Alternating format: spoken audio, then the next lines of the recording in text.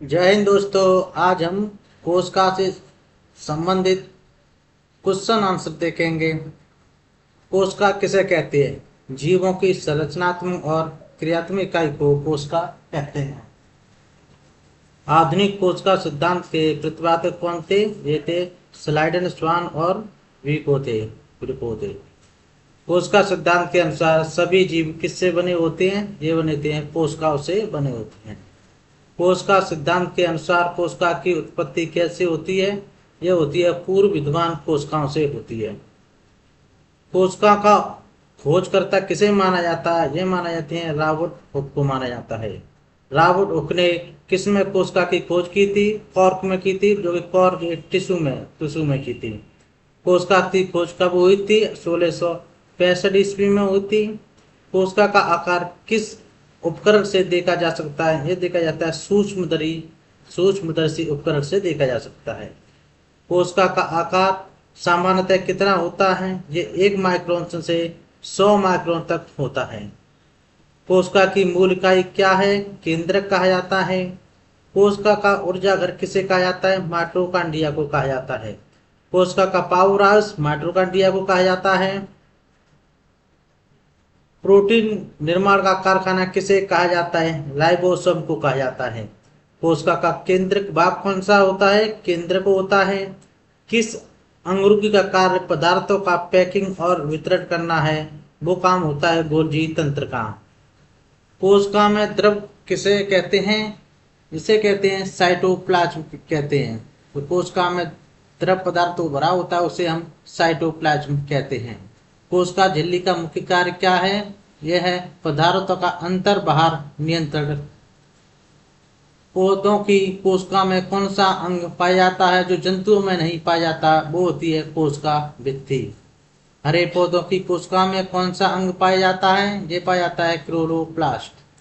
प्लास्ट किसे कहते हैं? पौधों में पाए जाने वाले रंगीन कणों को प्लास्ट कहते हैं। वैक्यूल किसे कहते हैं? कोशिका रस से भरी थैलीनुमा संरचना को वैक्यूल कहते हैं। जंतु कोशिका में कौन सा वैक्यूल पाया जाता है? ये पाया जाता है लघु या अल्प विकसित वैक्यूल पाया जाता है। पौधों कोशिका में कौन सा वैक्यूल पाया जाता है? बड़ा केंद्रीय वैक्यूल पाया जाता है पौधों में। कोशिका भित्ति किससे बनी होती है? कोशिका भित्ति सेल्यूलोज से बनी होती है। केंद्रक में कौन सा पदार्थ पाया जाता है? केंद्रक में क्रोमेटिन जाल पाया जाता है।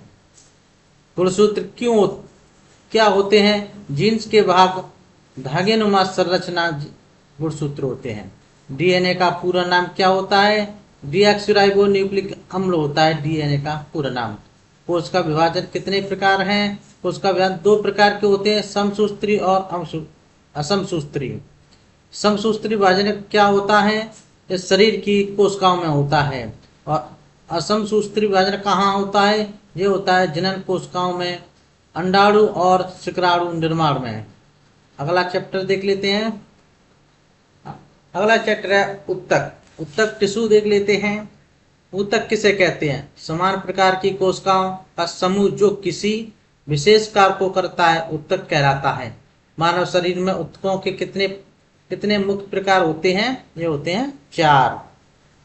उत्तकों के मुख्य 4 प्रकार कौन कौन से हैं? उपकला, संयोजी, पेशीय तथा तंत्रिका ऊतक। उपकला ऊतक का मुख्य कार्य क्या होता है? सुरक्षा, अवशोषण तथा स्रावण होता है। उपकला ऊतक शरीर में कहाँ पाया जाता है?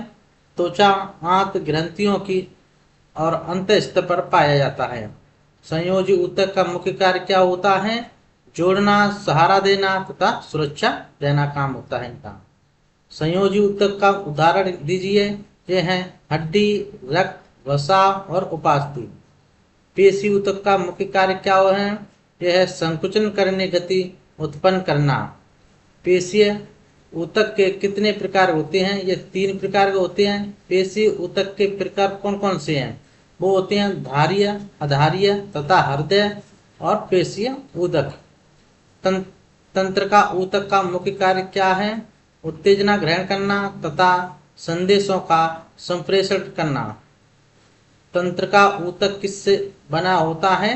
ये बना होता है न्यूरॉन कोशिकाओं से बना होता है। सबसे अधिक पाए जाने वाला ऊतक कौन सा होता है? ये होता है उपकला ऊतक। रक्त किस प्रकार का संयोजी ऊतक है? ये द्रव संयोजी ऊतक है। हड्डी किस प्रकार की संयोजी ऊतक है? ये दृढ़ संयोजी ऊतक है। वसा किस प्रकार का संयोजी ऊतक है? वसा संयोजी ऊतक है। उपास्थि किस प्रकार की संयोजी होती है? ये अर्धदृढ़ उपास्थि संयोजी ऊतक होती है। त्वचा का भारी भाग किस ऊतक से बना है? ये उपकला ऊतक से बना होता है। हृदय की दीवार किस ऊतक से बनी होती है? ये हृदय पेशी ऊतक से बनी होती है। तंत्र का कोशिकाएं किस ऊतक की होती हैं? तंत्र का ऊतक की होती हैं। पौधों में ऊतक किस कार्य को कहते हैं? समान कार्य करने वाले कोशिकाओं के समूह को। पौधों में कितने प्रकार के ऊतक पाए जाते हैं? ये 2 पाए जाते हैं, सरल ऊतक और जटिल ऊतक। सरल ऊतक के प्रकार कौन कौन से होते हैं? ये होते हैं पैराइकामा, क्लाइकामा और स्टेलाइनामा, ये 3 हैं। जटिल ऊतक के प्रकार कौन कौन से होते हैं? जटिल ऊतक में आते हैं जाइलम और फ्लोएम। पेरेकाइमा ऊतक का मुख्य कार्य क्या है? यह भोजन संग्रहण एवं प्रकाश संश्लेषण का काम होता है पेरेकाइमा ऊतक का। क्लाइकामा ऊतक का मुख्य कार्य क्या होता है? पौधों को लचीलापन और सहारा देना होता है क्लाइकाइमा ऊतक का। और स्टेलेनाइमा ऊतक का मुख्य कार्य क्या होता है? यह पौधे को मजबूती प्रदान करता है। कौन सा? स्टेलाइनामा ऊतक का जो मुख्य कार्य होता है पौधों को मजबूती प्रदान करना इसका काम है। जाइलम का मुख्य कार्य क्या है? यह जल व खनिज का परिवहन करता है। फ्लोएम का मुख्य कार्य क्या होता है? यह भोजन का परिवहन करता है। ये ऊतक और अंग में क्या अंतर होता है? ऊतक समान कोशिकाओं का समूह है, जबकि अंग अनेक प्रकार के ऊतकों से मिलकर बनता है। अब तक हमने ऊतक पढ़ लिए, अब नेक्स्ट चैप्टर देख लेते हैं, जीवों का वर्गीकरण। जीवों के वर्गीकरण का जनक किसे कहा जाता है? ये कहे जाते हैं कैरलस लिनियम्स को कहा जाता है। वर्गीकरण के जनक कैरल लिनियस ने अपनी पुस्तक का नाम क्या रखा? ये रखा सिस्टमा नेचुरल। लिनियस ने जीवों को कितने जगतों में बांटा? 2 जगतों में बांटा, पादप जगत और जंतु जगत में। वर्तमान में जीवों को कितने जगतों में बांटा गया है? 5 जगत में बांटा गया है। 5 जगत वर्गीकरण का प्रतिपादन किसे दिया गया है? R.H. वेटर को माना जाता है। 5 जगतों के नाम मोनेरा, प्रोटिस्टा, फंजाई, प्लांटी तथा एनिमेलिया। मोनेरा जगत में किस प्रकार के जीव आते हैं? ये पाए जाते हैं एकोस्किया और प्रोकैरियोटिक जीव में। प्रोटिस्टा जगत में किस प्रकार के जीव आते हैं? ये आते हैं एकोस्किया और यूकेरियोटिक जीव। फंजाई जगत में किस प्रकार के जीव आते हैं? कवक और फफूंद आते हैं। प्लांटी जगत में किस प्रकार के जीव आते हैं? पादप और बड़े पौधे आ जाएंगे इसमें।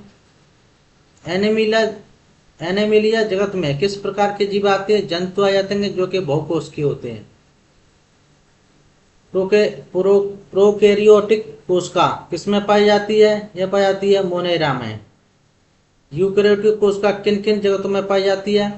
प्रोटिस्टा, फंजाई, प्लांटी, एनिमेलिया में। नीला हरित शैवाल किस जगत में रखा जाता है? यह जाता है मोनेरा जगत में।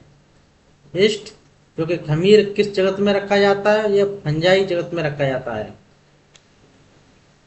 अमीमा किस जगत में रखा जाता है? अमीमा को रखा जाते हैं हम प्रोटिस्टा जगत में। और पैरामीशियम किस जगत में रखा जाता है? ये रहता है प्रोटिस्टा जगत में ही रखा जाता है। मशरूम किस जगत में रखा जाता है? मशरूम को फंजाई जगत में रखते हैं। गुलाब का पौधा किस जगत में रखा जाता है? प्लांटी जगत में रखा जाता है। मनुष्य किस जगत में रखा जाता है? एनिमेलिया जगत में रखा जाता है मनुष्य को। वायरस किस जगत में नहीं रखा जा सकता है? किसी भी जगत में नहीं रखा जाता है वायरस को। जीवों के वर्गीकरण का उद्देश्य क्या है? जीवों का अध्ययन सरल बनाना। वर्गीकरण से हमें क्या लाभ होता है? जीवों की पहचान, नामकरण और अध्ययन में सुविधा होती है। जीवों का वैज्ञानिक नाम किसने दिया था? कैरलस लेनियस ने दिया था। द्विनामी नामकरण का अर्थ क्या है? दो नामों से नामकरण। द्विनामी नामकरण पद्धति में पहला नाम क्या दर्शाता है? वंश दर्शाता है। और द्विनामी नामकरण पद्धति में दूसरा नाम क्या दर्शाता है? जाति रखता। उदाहरण, मानव का वैज्ञानिक नाम क्या होता है? ये होता है होमो सैपियंस। आम का वैज्ञानिक नाम क्या होता है? मैगीफेरा इंडिका। और गेहूं का वैज्ञानिक नाम होता है ट्रिटिकम एवेस्टियम। तो ये थे छोटी सी वीडियो अच्छी लगे तो लाइक और शेयर करें।